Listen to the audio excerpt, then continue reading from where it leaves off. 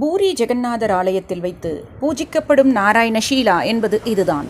இதை 100 ஆண்டுகளுக்கு ஒருமுறையே பெட்டகத்திலிருந்து வெளிக்கொணர்ந்து பக்தர்கள் தரிசனத்திற்கு வைப்பார்கள். இவ்வருடம் அவ்வாறு எடுத்து வைக்க பூஜிக்கப்படும் போது கிடைத்த படம்தான் இது.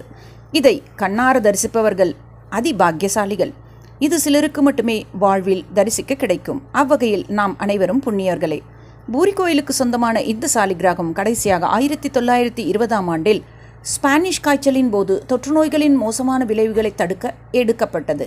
கோவிடின் பார்வையில் இது இப்போது மீண்டும் எடுக்கப்பட்டது. பூரி ஜெகந்நாதர் கோயிலை நடக்கும் 8 அதிசயங்கள் பற்றி தெரிந்து கொள்வோம். கோவிலின் கொடி காற்றடிக்கும் திசைக்கு எதிர் திசையில் பறக்கும். கோவிலில் இருக்கும் பூரி என்ற ஊரின் எந்த இடத்தில் எந்த பக்கத்தில் இருந்து பார்த்தாலும் கோயிலின் உச்சியில் இருக்கும் சுதர்சன சக்கரம் நம்மை பார்ப்பது போலவே இருக்கும்.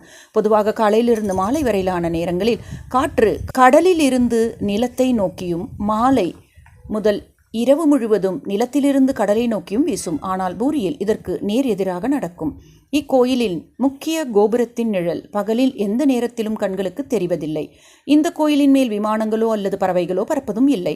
இந்த கோயில் உள்ளே சமைக்கப்படும் உணவின் அளவு வருடத்தின் அனைத்து நாட்களிலும் ஒரே அளவாக இருக்கும். ஆனால் வருகின்ற பக்தர்கள் எண்ணிக்கை 2 லட்சம் ஆனாலும் சரி, 20 லட்சம் ஆனாலும் சரி, பத்தாமல் போனதே கிடையாது.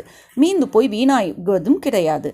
இந்த கோயிலில் சமையலறையில் ஒன்றன் மேல் ஒன்றாக 7 பாத்திரங்கள் அடுக்கப்பட்டு விறகு அடுப்பில் உணவு சமைப்பார்கள். அப்படி சமைக்கும்போது அடியில் உள்ள பானையில் உணவு வேகும் முன் மேலே உச்சியில் உள்ள முதல் பானையில் உணவு வெந்துவிடும் அதிசயம் நடக்கிறது.